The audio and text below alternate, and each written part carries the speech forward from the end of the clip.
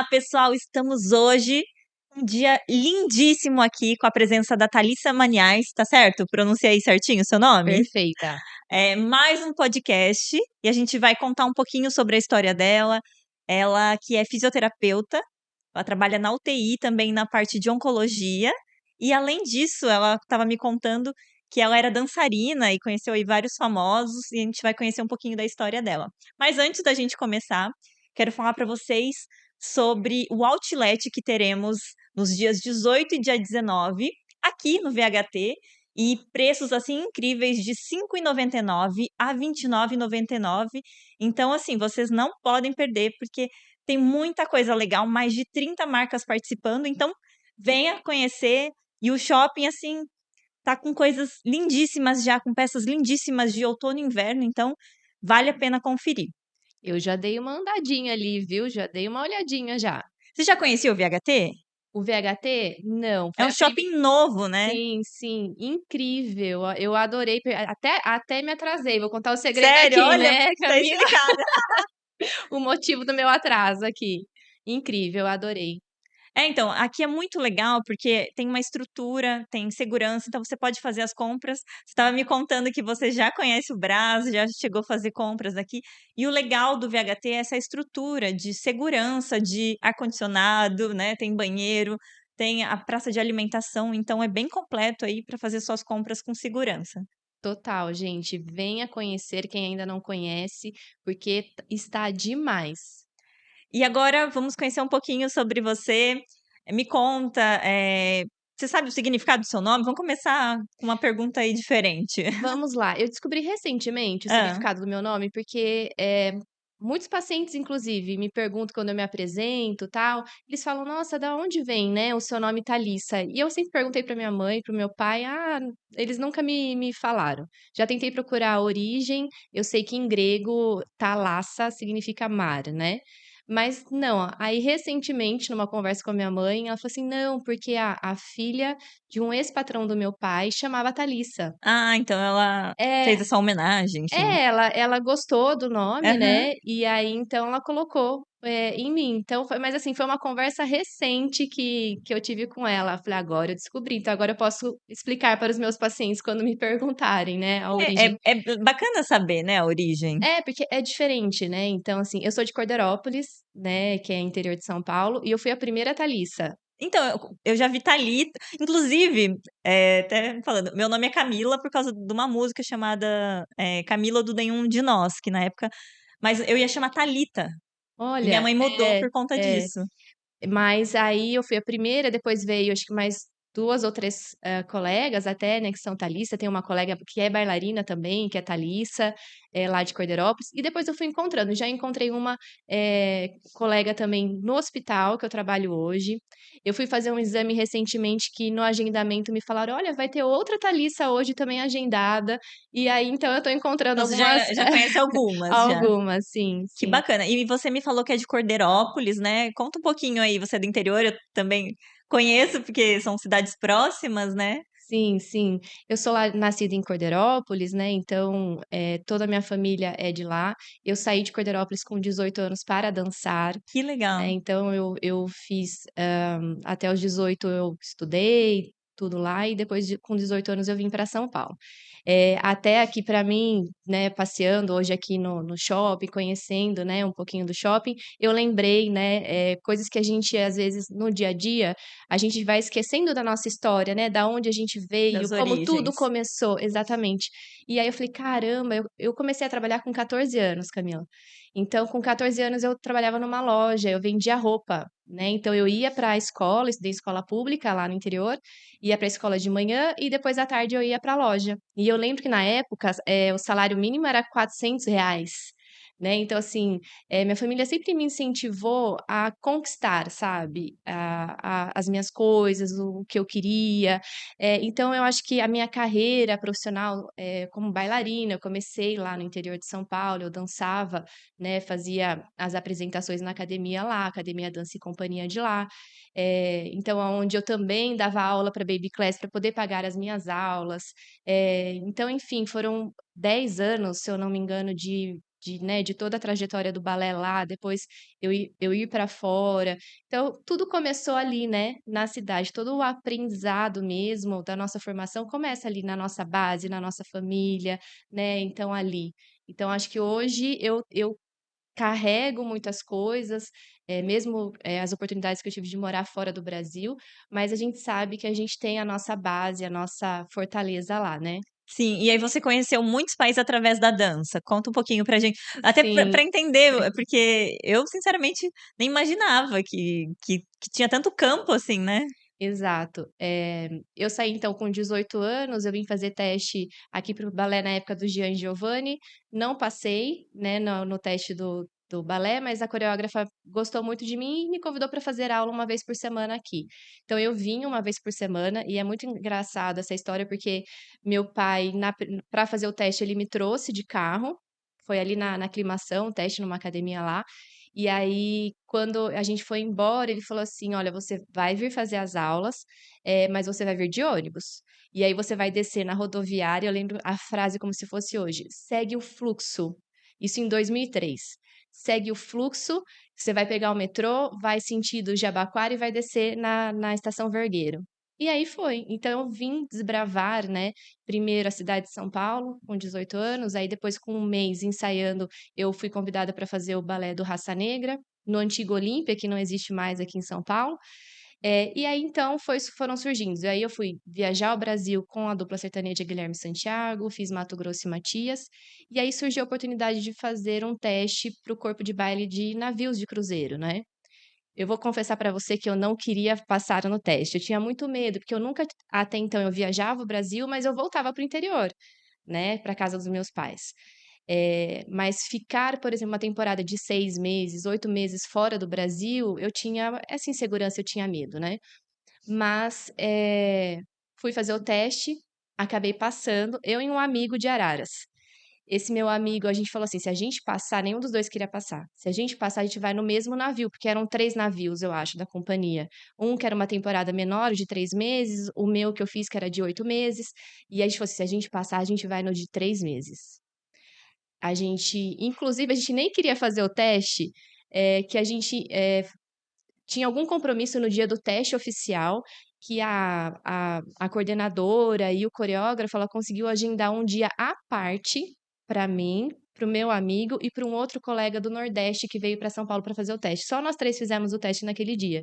Então eu falei: "Agora a gente não tem como fugir", porque ela mudou até a data do teste pra gente. Então vamos fazer. Mas a gente passou, nós passamos em navios separados, ele foi para o de 3 meses, eu fui para o de 8 meses. Nossa, A gente se encontrava em Rodas, na Grécia, então tinha uma toda quarta-feira, eu lembro como se fosse hoje da semana, os navios se encontravam no porto e a gente era o nosso momento da gente se encontrar lá.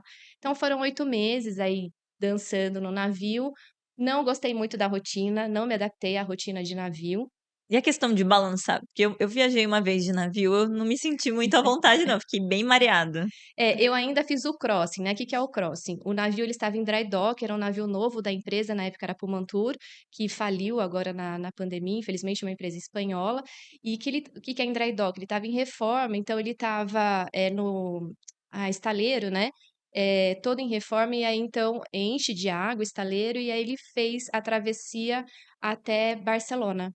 Então fiquei 11 dias navegando. Foram essa travessia, né. E aí nesse momento a gente sentiu balançar mais, né, nos momentos de travessias, de troca que eles falam de um mar para o outro, é quando a gente sente balançar um pouco mais. Mas muito sono, eu sentia muito sono, não senti náusea, nada. No na última semana de cruzeiro, que a gente também estava voltando já para Barcelona, também balançou bastante, tanto que a gente dançava, a gente tirou o salto para não machucar, porque durante as apresentações é quando o navio está navegando, né. Então, nessa semana chegou a balançar, os passageiros passando mal, não conseguiam ir pro show, enfim. E aí depois do navio, a minha mãe achava: "Não, ela não vai querer mais ficar fora", porque eu mandava cartas para eles, né, na época a gente não tinha tanto sinal de Wi-Fi, a gente ia para os cafés nas cidades para poder ter sinal de internet, eu mandava e-mail para o meu pai e tal. A minha mãe achava que eu não ia querer mais, sair do Brasil, mas aí eu cheguei no Brasil e falei assim: "Mãe, agora eu vou fazer o teste, eu vou para o Japão". Ela falou: "Mas você estava na Europa, você não gostou, agora você Você quer ir para conheceu o muitos outro?". países através da dança, assim? Conheci, conheci. Minha primeira viagem também dançando foi para Angola, né, então eu fui fazer um carnaval com a Tom Maior na Angola, então foi para lá.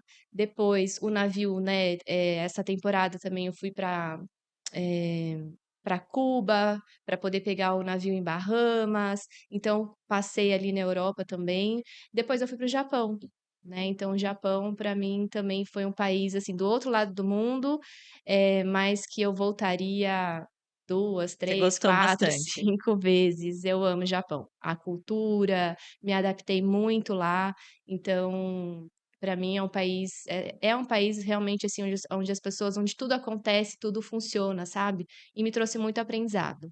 E aí você chegou a morar um tempo lá, e quanto tempo? E aí essa vinda para São Paulo? No Japão, no total foram 10 meses, né, 6 meses de contrato, depois eu fui mais um tempo, fiquei lá por conta de um relacionamento, né, então acabei ficando no total 10 meses. Depois de lá eu fui morar, em Doha, no Catar, fiquei mais 1 ano e meio lá em Doha. E você se adaptou à cultura de ambos os países ou você achou, assim, bem diferente? Olha, sair do Japão, que tudo funciona, para ir para o Catar, eh, são 2 culturas, né, diferentes para brasileiros, mas eu me adaptei muito mais à do Japão do que à do Catar. O Catar, assim, pra mulher, e aonde o dinheiro, né, ele manda muito, ele comanda muito a economia, o esse poder, então, assim, as coisas demoravam muito para funcionar, sabe, lá em Doha.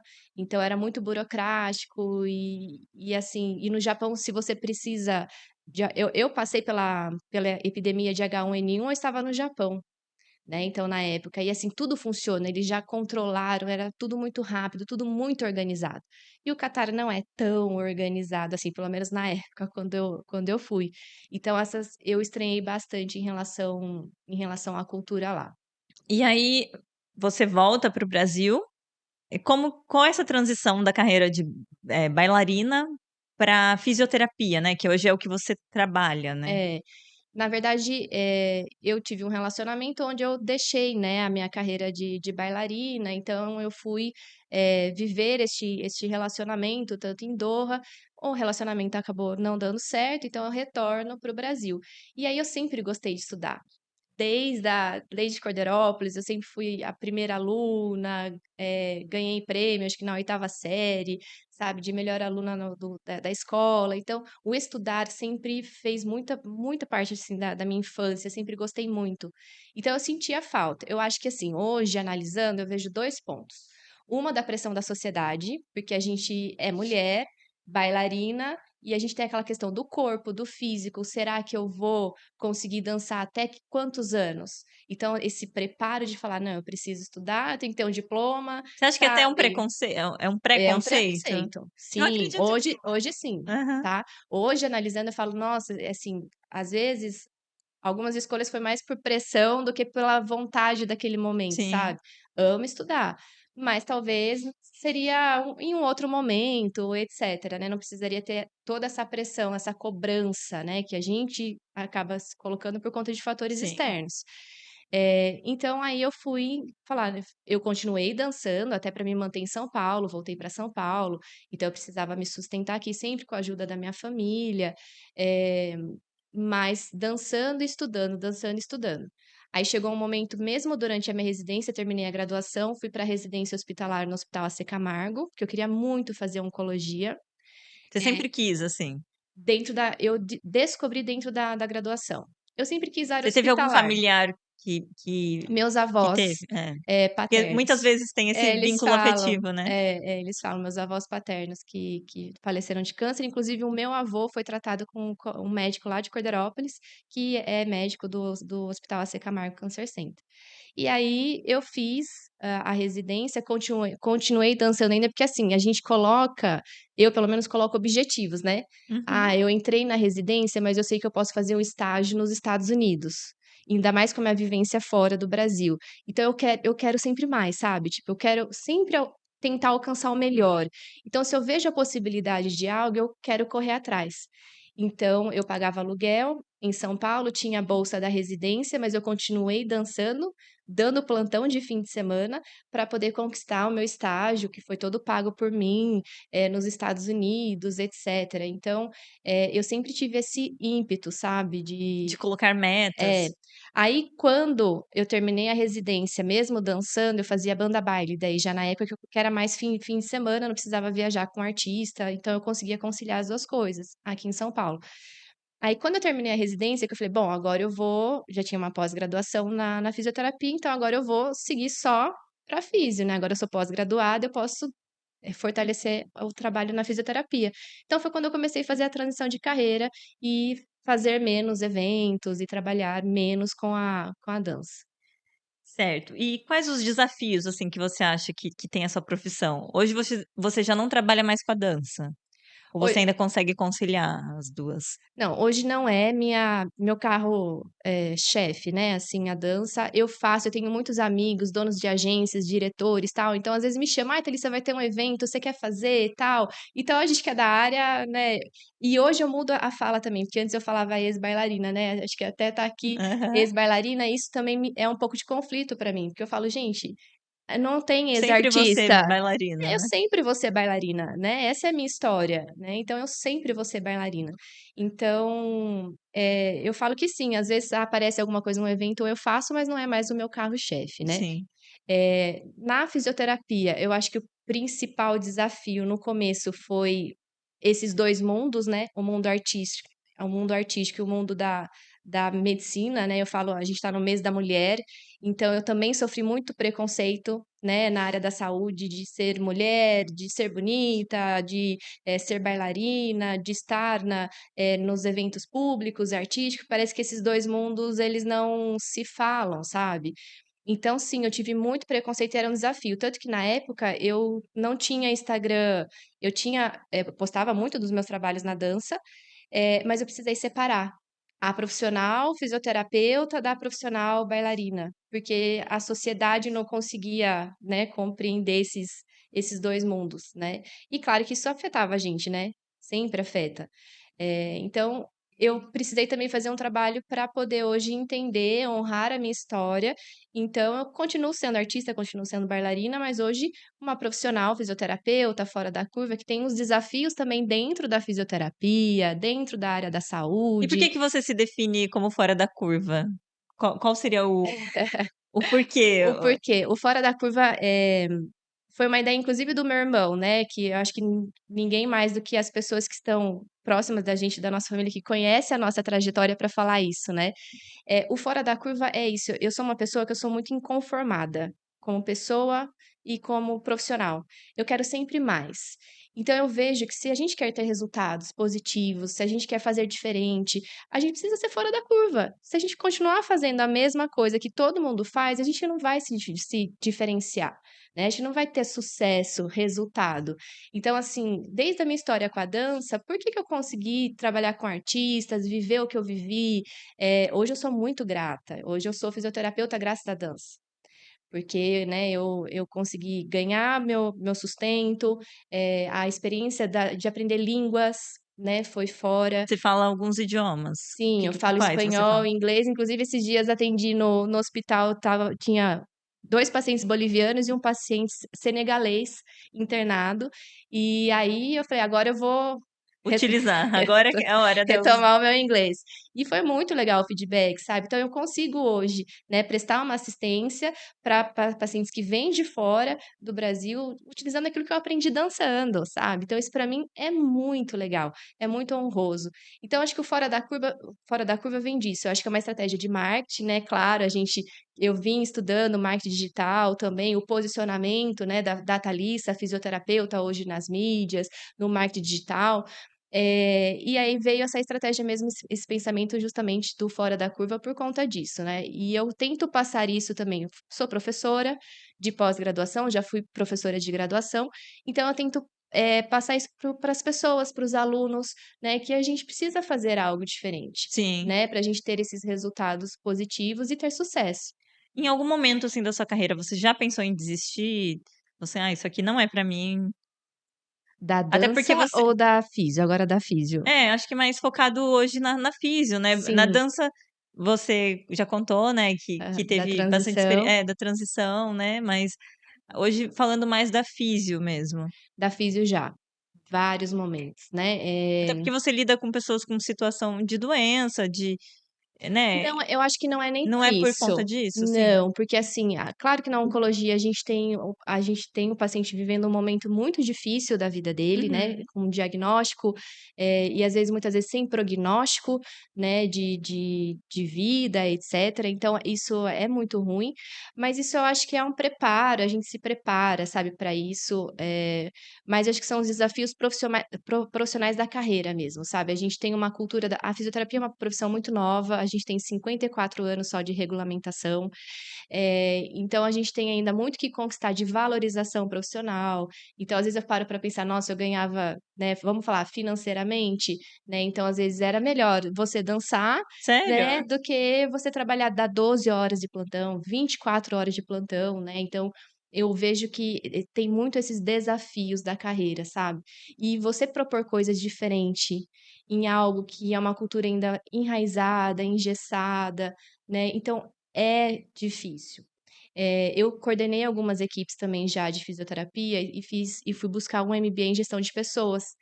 E aí também a gente vê muito essa questão cultural do padrão, o empreendedorismo. O fisioterapeuta, ele não sabe empreender, ele ainda precisa desenvolver, a gente não tem muito isso na graduação, né, a questão de ter sua própria clínica, seu próprio consultório, o posicionamento do fisioterapeuta.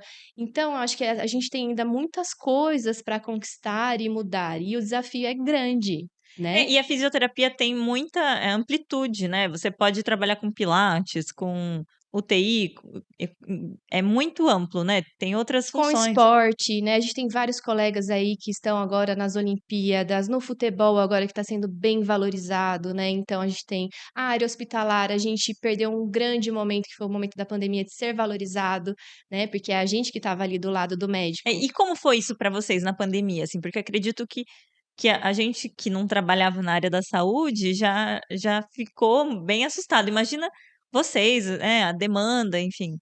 Foi angustiante, mas assim, eu sou bem corajosa, né, nesse sentido. Eu sempre ouvi a frase do meu pai que me marca: "Só tem sucesso quem tem coragem". Então eu acho que, né, a minha família foi a minha maior incentivadora desde o início da carreira, justamente por isso, eles sempre me apoiaram: "Pai, mãe, eu quero fazer isso, vai". E aí veio a pandemia, eu falei: eu vou me candidatar". O hospital que eu trabalho hoje abriu o processo seletivo para o primeiro hospital de campanha aqui na cidade de São Paulo, e eu vim para São Paulo, né, eu estava até contando para você nos bastidores que eu em 2020, início de 2020, eu estava no interior de São Paulo, tinha terminado um relacionamento, estava desempregada, então a pandemia para mim ela foi uma oportunidade de retomar o meu trabalho, né, então eu vim, encarei esse desafio, foi um desafio de muito aprendizado, porque era uma doença nova, então a gente precisava dar aquele apoio para os pacientes, entender o que estava acontecendo, né, para a gente ofertar a melhor terapia. E foi um trabalho, um aprendizado aqui com o hospital que eu trabalho hoje, com as equipes aqui, eles montaram um comitê de crise, então eles trouxeram, né, referências de fora, muito embasamento científico, então foi um grande aprendizado e a gente construiu isso juntos, sabe. Isso me deu uma grande bagagem, tanto que em 2021 eu fui coordenar um serviço de fisioterapia lá no interior de São Paulo, em Limeira, né. Então isso me deu muita bagagem. E foi um desafio pra gente, é aprendizado contínuo. E aí que a gente entra no que eu sempre falo, tudo muda o tempo inteiro. Tudo muda, então a gente precisa estar aberto às mudanças, aberto às situações para que a gente possa buscar a solução, né, e trazer o melhor, seja para a sociedade, para as pessoas, né. Então eu acredito muito que isso é possível, sabe. Então acho que hoje é o meu grande desafio e às vezes eu lido hoje em ambientes, em situações que às vezes a mudança ela não é bem-vinda, né, então o ser fora da curva nem sempre é bem-vindo em todos os lugares. Né, então por isso que às vezes me dá vontade de falar: "Será que eu escolhi a carreira certa como físio? Eu deveria ter ido para comunicação", sabe, para o jornalismo, enfim. Então às vezes sim, eu ainda me questiono, sabe. Sim. Não perco a esperança, mas me questiono sobre isso. E qual que foi o trabalho, assim, mais gratificante, o trabalho que você fala: "Nossa, valeu a pena eu eu ter chegado até aqui, eu ter passado por tudo que eu passei, faculdade, sei que às vezes conciliar, né, faculdade, trabalhar é muita coisa. Sim. Olha, eu acho que todos os trabalhos, que eu tive a oportunidade dentro da Físio, me trouxe essa gratidão, porque independente dos desafios, em todo momento eu dei o meu melhor, em todo momento eu ajudei alguém. Então eu recebo muito esse feedback diário. Então eu acho que o que não me faz desistir é isso, a gente tem uma queda aqui, mas depois vem alguém e fala: "Caramba, Thalissa, olha só", ou algum depoimento de um paciente que fala, às vezes você sai do quarto do paciente e ele fala assim: "É você que vai estar aqui mais tarde? Você vai voltar amanhã?", né, então isso é o Lidar que com pessoas, né, com é, seres isso é humanos. muito gratificante, seja atendendo o paciente, hoje eu dou aula também, né, na pós-graduação, como eu disse, ou seja um feedback de um aluno. Eu dou cursos também, tenho um curso online de oncopediatria, então quando eu recebo esse feedback, né, de um aluno, eu sou convidada para palestrar, fora do Brasil também, então tenho uma parceria com o pessoal de Portugal, que eles me procuram. Então ver que outras pessoas estão, né, estão assim, junto comigo também, não, vamos junto, a gente está precisando disso. Eu acho que isso é a minha melhor recompensa, sabe? Que fala assim, não, vamos continuar, porque os desafios a gente vai ter mesmo, Sim, né? com certeza. E você investe muito, assim, em cursos, em palestras, em, congresso, enfim, Total. tem bastante eventos, né, e sempre tem coisa nova para atualizar, assim. Total, eu acho que isso até é uma dica, eu acho que para todas as profissões, talvez, né? A gente tem que acompanhar o mundo, eu acho que hoje o mundo ele muda a todo momento, o mercado de trabalho, o mercado financeiro muda a todo momento. Isso eu aprendi no meu MBA em gestão de pessoas, eu tive economia, eu tive um pouco de política. Então, mesmo na área da saúde, a gente tem que estar acompanhando. A medicina muda a todo momento, as tecnologias, então a gente tem que estar atualizado, né? É como eu falo, se a gente ficar parado na esteira, a esteira vai levar a gente para trás. Sim, Então a gente tem que continuar em movimento, a gente tem que continuar andando sempre, né. Então, acho que isso é um crescimento, tanto, buscar a gente crescer como pessoa, a nossa evolução pessoal, mas também a evolução profissional. Então eu adoro estudar, adoro aprender e adoro porque, assim, não é só você também estudar, né, e falar: "Ah, não, aprendi", tem mas que praticar, né, praticar, tem que colocar colocar em isso em prática. ação, né, para fazer a Sim. diferença. Então acho que essa é uma dica. E sonhos que você já realizou? Você fala: "Nossa, através do meu trabalho eu consegui realizar esse sonho".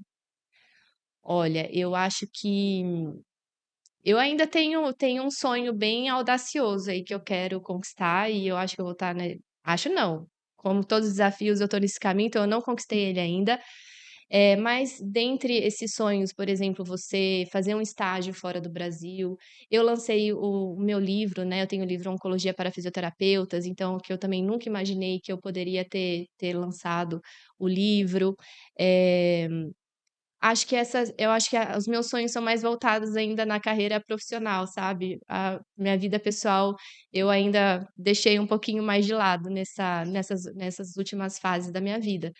Mas acho que é isso, acho que o sonho de conquistar, sabe, de conquistar mais. Então eu sou muito grata. E claro, né, conhecer outros países, viajar, como eu viajei, dançando, isso para mim foi um grande sonho. Com certeza. E você consegue, assim, conciliar a sua vida, de mulher, de a vida pessoal, profissional, como que é essa como você faz, assim, essa dinâmica? Tá bem difícil, né, ultimamente fazer essa dinâmica como mulher, É, cuidar eh de casa, são várias coisas, né. sim, porque hoje, né, eu sou totalmente independente, né, então pago meu aluguel aqui, tenho meu trabalho, tenho as minhas coisas, então fica um pouco mais difícil a gente tentar equilibrar, né. Eu acho que a gente nunca vai viver um equilíbrio 100%, mas a gente tem que buscá-lo.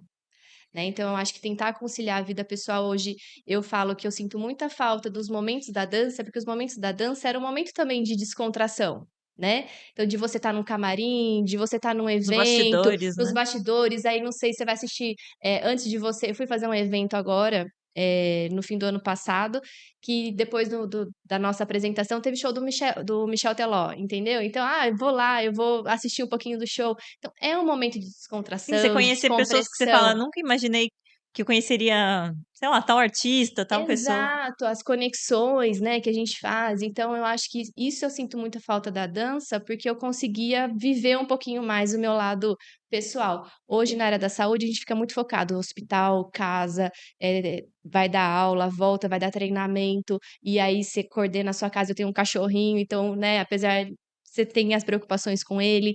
Então, a minha vida pessoal hoje fica um pouquinho mais delimitada, assim, sabe? Mas eu preciso melhorar isso. E o que que você gosta, assim, de fazer nas suas horas vagas?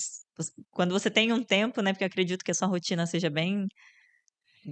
Eu sempre fui muito caseira, né, eu gosto de sair, tô sentindo falta, mas nunca fui baladeira, Sim, eu sempre fui muito caseira. Então eu gosto de mais ficar em casa ou ir para parque, adoro, natureza, assim. natureza, o Parque do Ibirapuera aqui em São Paulo, amo, então eu gosto de ir para o parque, gosto de ler, né, mas também gosto de ficar em casa, um Netflix, né, mais quietinha, Mais tranquilo. porque muitas vezes você tá numa rotina tão intensa de trabalho, que às vezes também E é você muita quer gente também que você conversa, que você lida. Eu às é. vezes também, eu fico em casa, às vezes eu adoro ficar em casa, assim. Você sabe que eu fiz e estava precisando muito fazer um detox de aparelhos eletrônicos, né, eu já tinha feito em 2021, e agora eu fiz nesse último fim de semana. Eu desliguei, É fiquei muito bom às vezes. 24 horas sem entrar porque você vai no celular hoje, né, a gente tá assim, a tecnologia, né, São você os prazeres imediatos que a gente fala, né, que tá ali, você quer mexer, que nem e não é nem só isso, é trabalho mesmo. A gente tem que tomar muito cuidado, porque a gente entra numa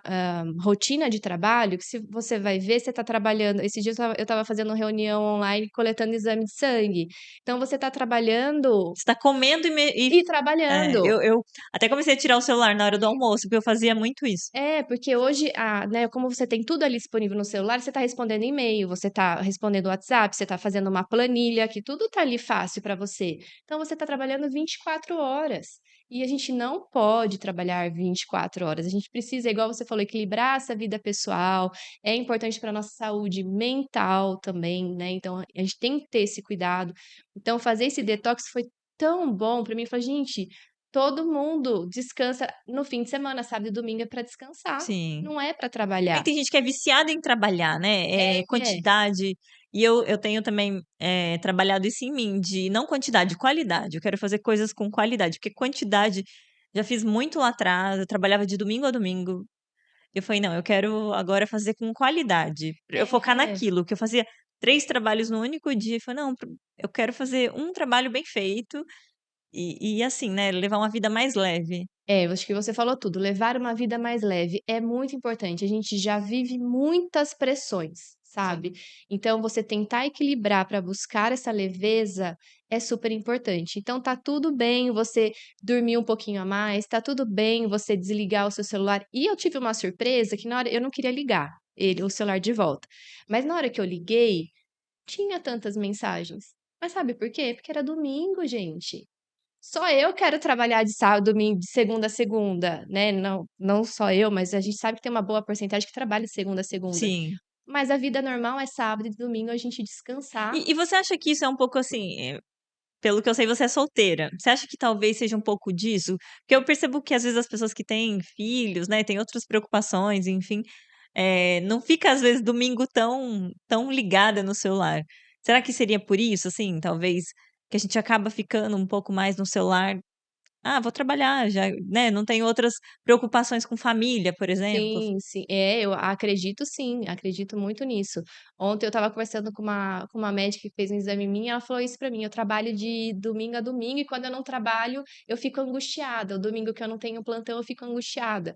E eu falei assim: "Não pode ser assim, né", porque mas ela falou: "Claro, todo mundo tem os seus objetivos financeiros, se você tem uma Sim, meta igual eu, não, eu quero ir para os Estados Unidos fazer estágio, então eu preciso sim. trabalhar para garantir o meu estágio lá". É, mas se você se Enfim. sobrecarrega, você nem consegue criar, você fica no piloto automático, né. Exato, então a gente precisa sim chamar a atenção e ter esse cuidado. E eu acho que, claro, como, né, eu sou solteira, não tenho filhos, então acaba ocupando Ocupando esse horário que seria para o lazer, enfim. isso com o trabalho, né? Então a gente precisa acender esse alerta, né? Eu acho que para nossa saúde mental, eu estava assistindo uma live também de uma psicóloga de Goiás que fala sobre as crises de ansiedade.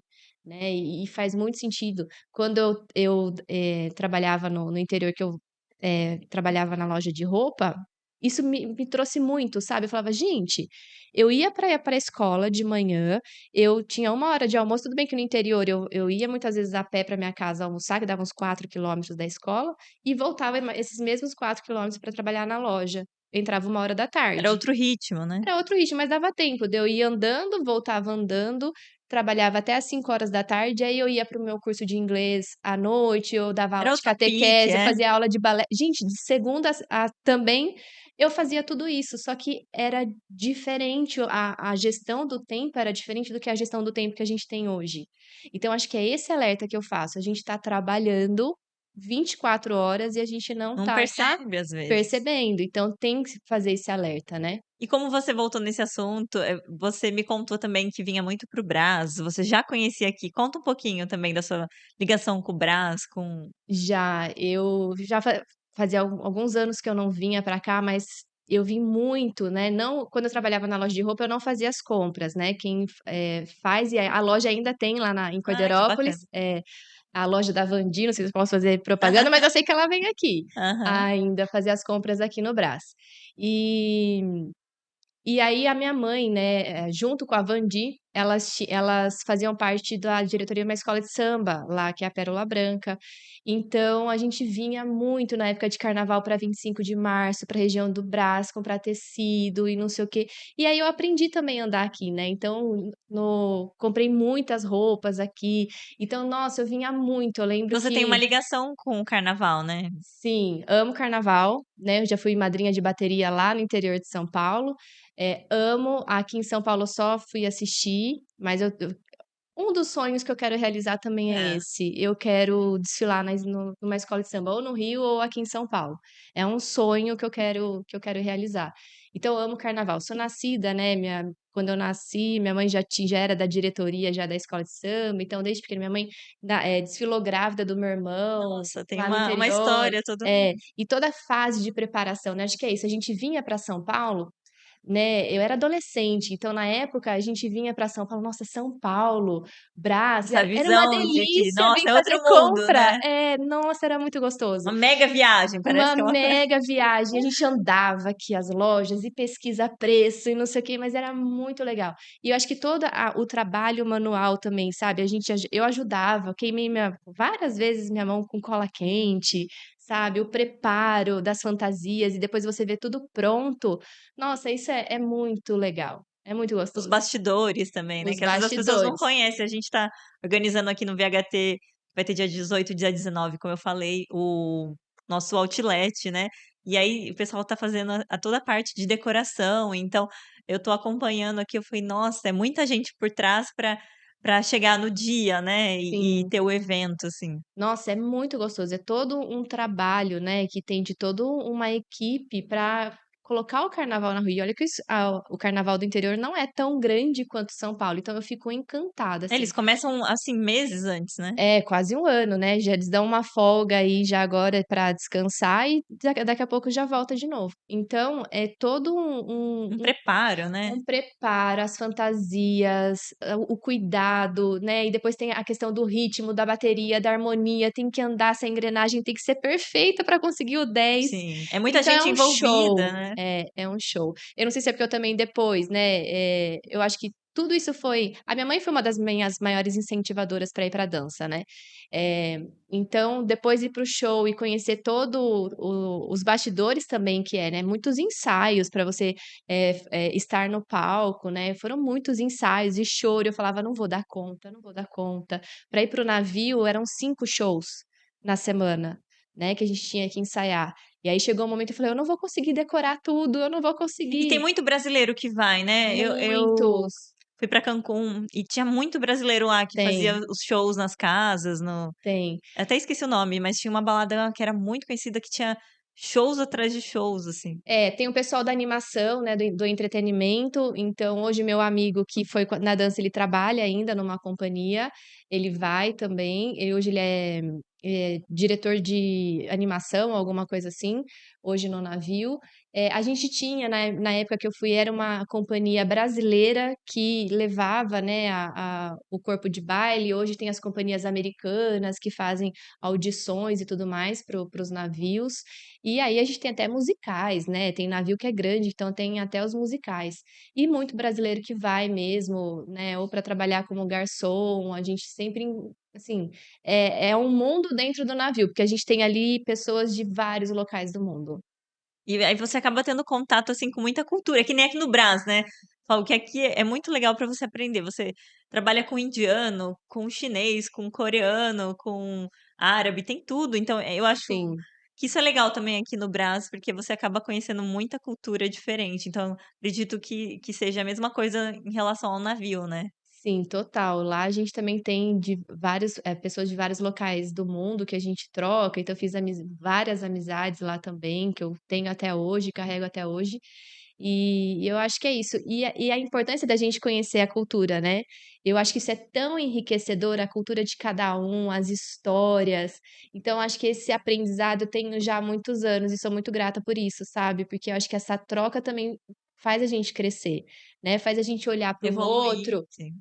para o próximo, e entender também que ele tem uma outra visão, porque ele tem uma outra cultura, ele foi E que criado não tem, às vezes, certo e diferente. errado para algumas coisas, que é questão de ponto de Exato, vista, de exato. cultura, né? Olha só, vou contar uma curiosidade, eu tomei multa de bicicleta no Japão. Nossa, multa de bicicleta. Exato, porque lá, o meu meio de transporte era de bike. Eu ia de bike pra balada. Nossa, falar que eu ia de bike na balada, eu sempre tive vergonha de andar de bicicleta em Corderópolis, porque imagina eu falar que eu ia de bike, de salto alto, maquiada, no Japão pra balada, embaixo de chuva, né? Coisas que a gente culturalmente, às vezes aqui a gente sente vergonha, né? De Sim, o sair pessoal de fala de bike, andar de de. metrô, de andar de É, ônibus. Não, gente, são meios de transporte, né? exatamente, né, mas é uma questão cultural que a gente ir lá é super normal. E aí eu vi aquele monte de bicicleta, eu vi que era proibido. Eu fui fazer compras, tipo na Rua do Brás de lá, sabe.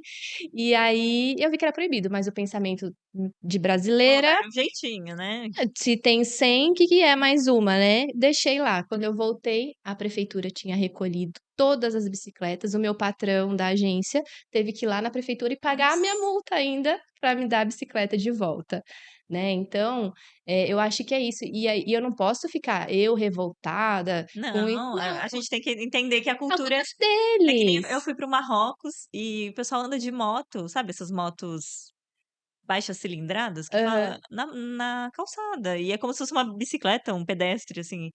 E você fala: Exato. "Meu Deus, que Então, que a loucura", gente né? se a gente que tem que se adaptar à É. cultura deles, né, entender e respeitar. Eu acho que o respeito é o principal de tudo. Então eu acho que eu aprendi muito com essas situações da minha vida, sabe.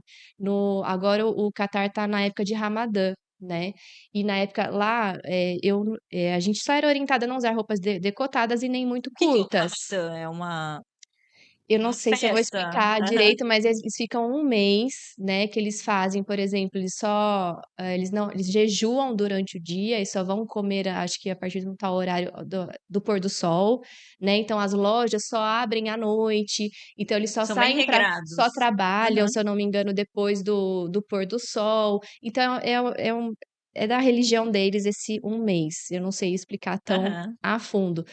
E aí eu já não podia andar com roupa muito decotada e curta, mas podia usar roupa normal. Por exemplo, do jeito que eu tô aqui hoje, tudo bem, né, de andar lá. Porém, na época de Ramadã, eles ficam mais restritos com essa questão da religião, do respeito, né.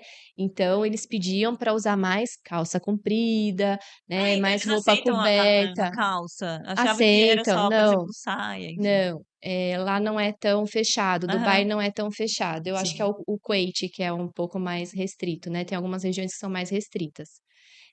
Então a gente tem que Se entender, adaptar, se né. É adaptar. que nem quando eles vêm pra cá, né, muitos estrangeiros acabam vindo para o Brasil, eles acabam vendo que a cultura também é diferente, né. Sim, sim.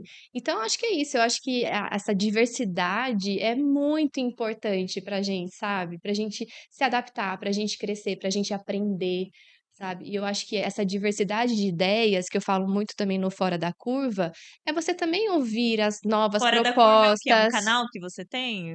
No seu Não, Instagram? é um Ah, um slogan slogan. que você É, utiliza. exatamente, é um slogan que eu Você nunca pensou em utilizo. talvez montar um canal dando dicas? Não sei, talvez seria Ah, uma mas eu tenho toda possibilidade. uma ideia aqui de empreendedorismo. Sim, porque às vezes Eu o seu público seria talvez relacionado à saúde, talvez sobre dança, não sei, aí seria bacana, né? Camila, eu acho que é legal você pontuar isso, porque eu acho que agora vamos voltar para a área da saúde, né? A gente tem algo que é a tecnologia e o marketing digital que está aí, e a gente precisa se vender, né? Eu acho que como profissional autônomo, fisioterapeuta, etc., a gente se vende a todo momento, né? Seja na nossa forma de se vestir, na nossa forma de falar, e também em relação hoje ao marketing digital. Então, eu fui fazer uma mentoria de marketing digital. Então, o Físio Fora da Curva nasceu através dessa mentoria que eu lancei meu livro no Que ano de. legal! Conta pra gente um pouquinho sobre o seu livro. Então, eu lancei ele em 2020 e estava no meio da pandemia. E eu, inconformada, meu primeiro livro, eu vou lançar.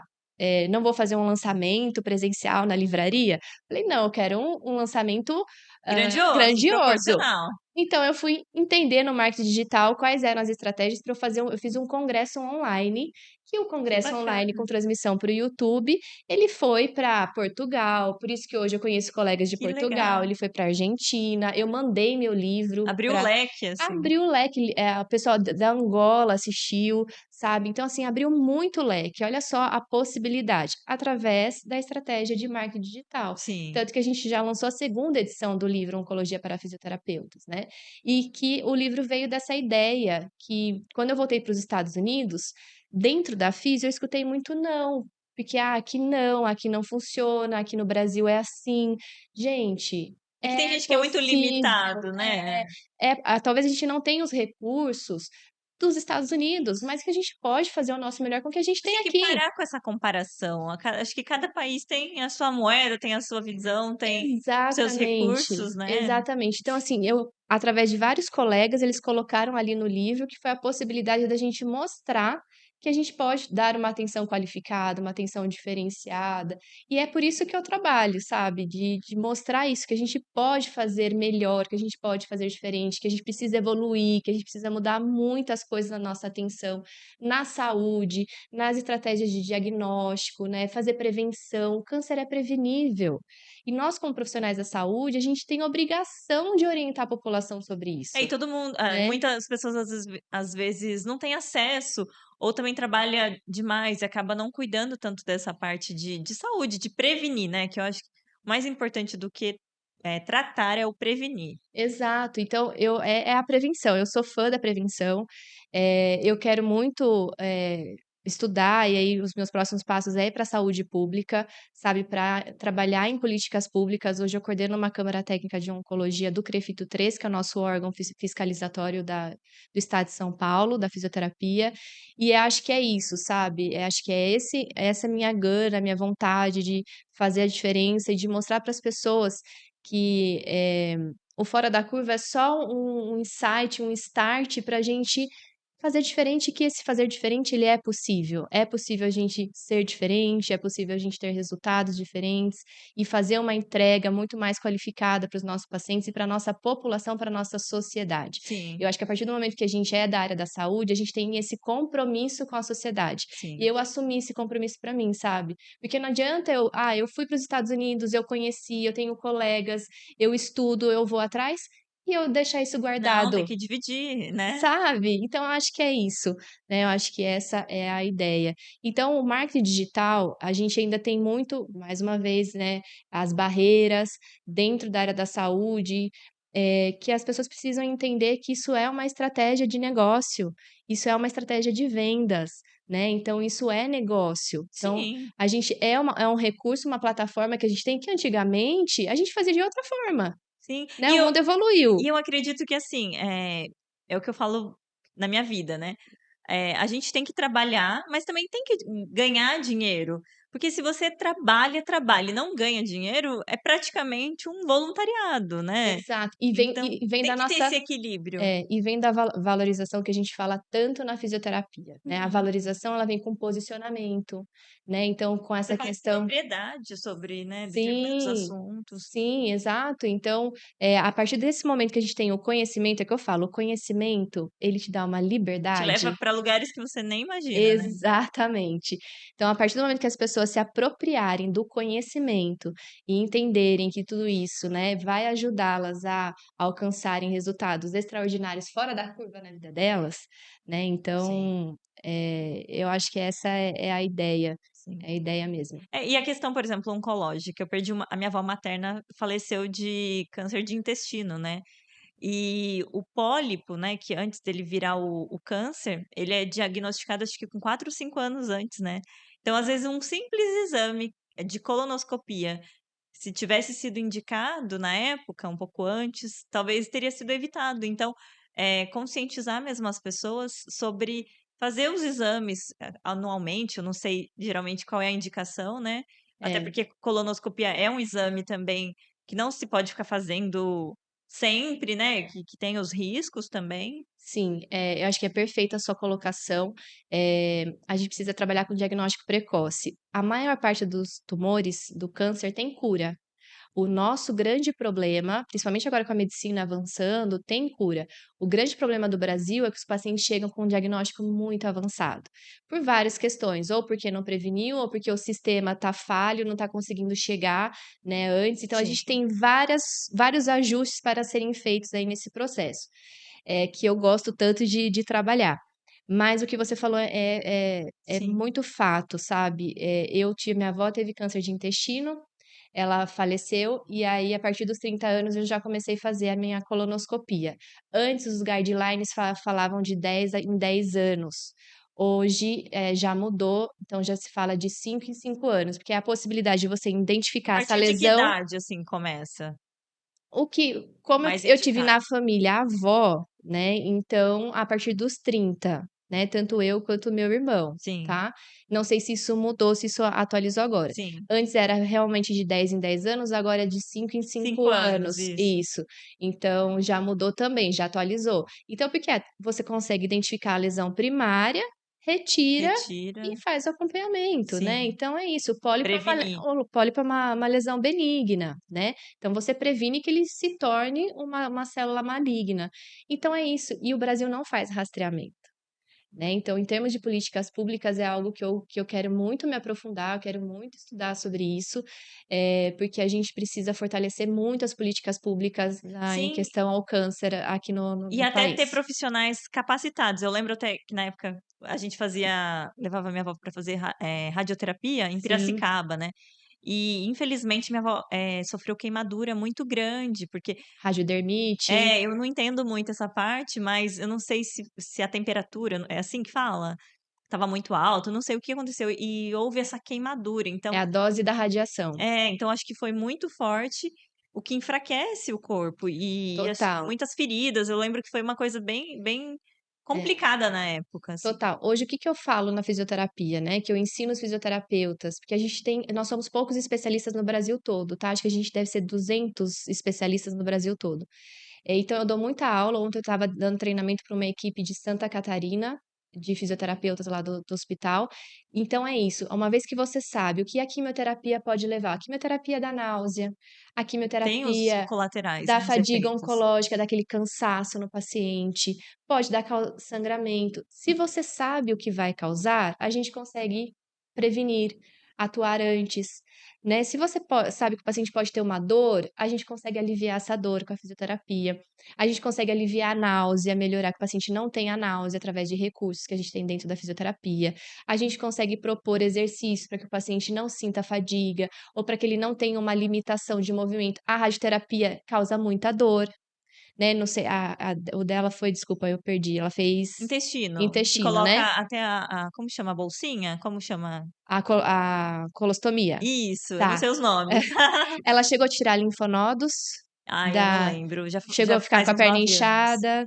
Depois ele deu metástase e aí, né, foi espalhando para os ossos, enfim. Tá, porque a gente trata o linfedema, a gente pode prevenir o linfedema, um inchaço, dependendo da região da radioterapia, então pode ter um encurtamento muscular, porque a radiação, ela não vai atingir só o tecido ali que tá, ou que estava o tumor, pega todos os tecidos próximos, então pode ter Enfraquece, né? Acaba ficando fraco. limitação de movimento, que a gente chama, E é então interessante até a questão da alimentação muda, né? A minha avó, ela não, por exemplo, ela não comia doce e depois ela queria comer doce. Tem uma explicação para isso, assim? não... Muda, né? Parece que muda o paladar, eu não sei Ela também. fez quimioterapia? Fez químio, Ah, então, rádio, porque a quimioterapia pode ter alteração sim, então por isso que acaba modificando em o relação ao paladar. paladar. Então alguns alimentos ficam, mais saborosos do que outros, então por conta da quimioterapia, sim. Bom, foi um papo maravilhoso, acho que deu para esclarecer muita coisa. Você quer deixar suas redes sociais, Thalita? Eu quero deixar então o meu Instagram, que é o thalissa.maniais, Thalissa com TH, 2 S's. Isso, meu LinkedIn também, profissional, né? Quem quiser ir lá observar, é o Thalissa Maniais também.